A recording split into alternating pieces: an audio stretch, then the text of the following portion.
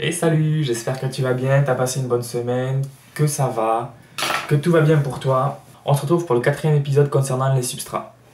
Alors, quels substrats utiliser pour quelles plantes, comment les utiliser, quelles sont les caractéristiques qu'il faut avoir en général. On va survoler tout ça ensemble, pas en détail, parce que je ne suis toujours pas prof.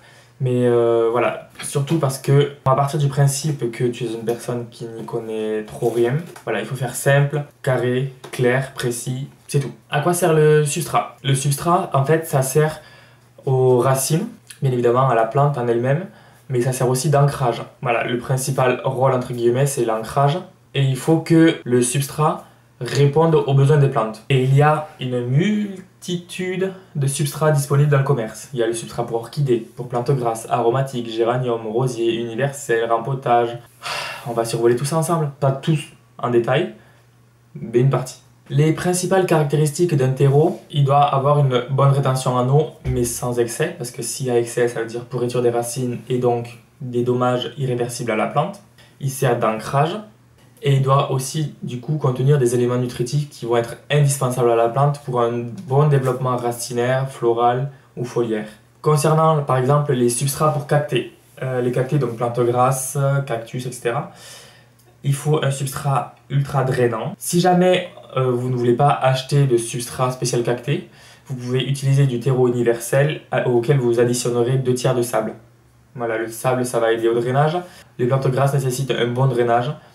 Donc du coup j'ai additionné de la perlite pour être sûr, comme ça il n'y a pas de problème. Concernant le substrat par exemple pour orchidées, qui est un terreau assez spécial, il faut savoir que les orchidées dans leur milieu naturel, ce sont des plantes épiphytes, c'est-à-dire qu'elles poussent sur les arbres. Le substrat orchidée c'est quoi? En gros, c'est un substrat qui essaye de rapprocher au maximum des besoins de la plante.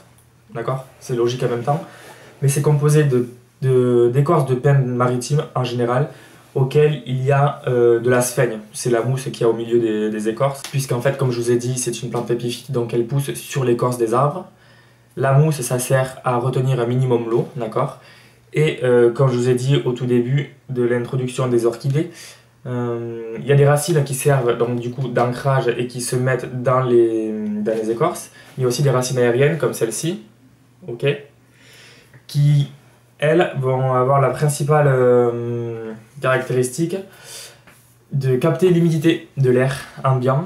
L'humidité, la vidéo précédente, si jamais tu veux aller la voir, n'hésite pas. Pareil pour les plantes carnivores, alors je n'en ai pas, j'ai fait des recherches un petit peu au préalable pour faire cette vidéo.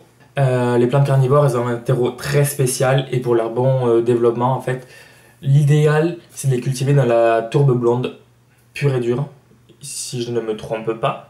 Mais vu que c'est une matière non renouvelable, je vais vous expliquer pourquoi juste après. Ce que je vous conseille, entre guillemets, bon après il y a des comptes Instagram ou YouTube qui sont bien plus spécialisés, Castor Moucheron, en plantes carnivores que moi. Il m'a saoulé ce moucheron. Du coup, moi, entre guillemets, ce que je vous conseillerais, c'est d'utiliser un substrat pour plantes carnivores. C'est composé de tourbe blonde, de sphaigne et de pouzzolin. Petit aparté, du coup, pourquoi ce n'est pas renouvelable? Parce qu'en fait, les tourbières, là où est cultivée la tourbe, c'est des zones où sont en décomposition des végétaux. Et en fait, ça prend énormément de temps à se décomposer pour pouvoir faire de la tourbe, comme on dit. Par exemple, la tourbe blonde, c'est 3500 ans de décomposition. La tourbe brune, c'est 5000 ans. Et la tourbe noire, c'est 12 000 ans. Donc du coup, il faut être très patient. Et donc c'est pour ça qu'il faut utiliser ça avec parcimonie. Ensuite, il y a le terreau universel. Alors en faisant des recherches pour la vidéo, j'ai vu qu'on pouvait mettre le terreau universel entre guillemets un petit peu partout. Pour les plantes d'intérieur, auxquelles on ajoute de la perlite pour le drainage, auxquelles on rajoute des apports d'engrais. Moi personnellement, avant de faire mes études, le terreau universel, je l'utilisais pour faire des plantations en pleine terre, pour en gros aider la plante à avoir les racines qui se frayent un chemin dans la terre, pour éviter que ça passe directement du terreau de la plante à la terre pure et dure. Je mettais voilà, un petit peu de terreau universel pour essayer d'acclimater un petit peu les racines. On peut très bien l'utiliser pour nos plants d'intérieur, auxquels on rajoute, comme je vous ai dit, de l'engrais ou de la perlite. Ça peut aussi très bien s'utiliser en jardinière. Une grosse jardinière si vous avez un balcon ou une terrasse. Pour les oliviers ou les les palmiers qui sont des plantes méditerranéennes, on va utiliser un substrat du coup dit de plantes méditerranéennes. Pour les rosiers, il y a toujours un substrat spécial rosier, pareil pour les géraniums. Sur Instagram, je vous en parle assez régulièrement dans les vidéos ici sur YouTube. J'ai fait la rencontre virtuelle d'un compte qui s'appelle Jungle Eden. Oui, je parle encore d'elle.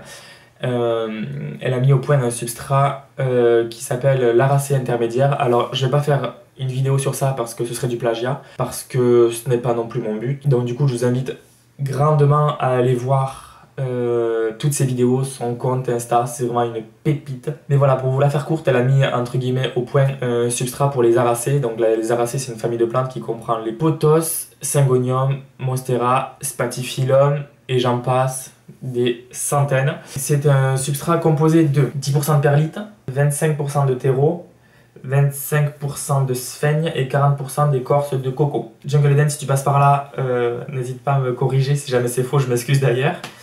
Mais je crois que j'avais noté ça. Voilà, il faut certaines caractéristiques, par exemple pour le terreau ou pour les écorces de coco. Alors moi, vu que je n'ai pas d'écorce de coco, j'utilise les écorces de pin qu'il y a dans le substrat orchidée. Alors ça fait le job, même si l'écorce de pin retient moins bien l'azote que l'écorce de coco. Mais voilà, pour le moment, ça fait le job, chez moi du moins. Après, voilà, faut pas trop s'amuser non plus à différer de la recette. Mais moi, perso, depuis que j'ai mis mes pothos, mes syngoniums dans ce substrat-là, ils ont explosé. Ils ont réellement explosé. Alors bien sûr, je l'ai fait au début du printemps, je l'ai pas fait en hiver. Je l'ai fait quand il était censé faire beau et chaud.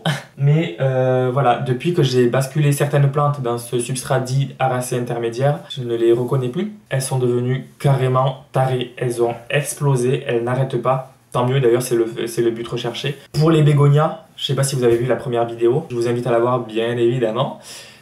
Pour les bégonias, ce que je fais, c'est que j'utilise un tiers de terreau de rempotage, un tiers de perlite et un tiers de vermiculite, et ça fait très bien le job. Alors pourquoi la vermiculite? Je ne sais pas si je vous l'ai expliqué dans une vidéo précédente. Bon, si jamais, petite piqûre de rappel. La vermiculite, en fait, c'est bien pour les petites racines super fines, comme celle des bégonias justement, puisque ça a une très bonne CEC, capacité d'échange cationique, c'est-à-dire qu'en fait ça retient les éléments minéraux dont la plante a besoin et ça les libère au fur et à mesure en fonction des besoins de la plante, ce qui est très important. Ça se gorge pas tellement en eau que ça la retient un petit peu mais pas non plus des masses. C'est d'ailleurs pour ça qu'on utilise la perlite aussi, c'est pour contrebalancer un petit peu cet effet rétention d'eau. Je crois que pour les bégonias, c'est vraiment tout ce que j'utilise, à part pour les bambusiformes qui sont assez âgés pour moi. Il y a des boutures qui ont 3 ou 4 ans, bon maintenant c'est plus des boutures, c'est des pieds mères bien fournis. Eux n'ont que du terreau de rempotage tout simple, mais ça leur ferait pas de mal si je leur mettais de la perlite et de la vermiculite. J'ai pas envie de m'embêter à les rempoter. Mais voilà, pour la plupart des bégonias, perlite, vermiculite et terreau, et ça fait très très bien le job. Concernant les alocasias, alors pour les bulbilles par exemple, je ne suis pas un professionnel du tout des alocasias, mais vraiment pas du tout. Mais ayant eu un souci avec des alocasias, j'en ai dépoté un, j'ai pris les bulbilles et je les ai pas mis dans le terreau classique, je les ai mis en permiculite. C'est quoi? C'est la perlite et la vermiculite, 50-50, à l'étouffer et ça a explosé. Donc c'est pas un substrat à proprement parler, c'est un peu un substitut on va dire, mais ça a sauvé mes bulbilles. Vraiment, je vais vous montrer le résultat. Ne vous moquez pas du contenant, hein, des bouteilles d'eau. Donc voilà, la perlite vermiculite, ça a sauvé mes bulbilles.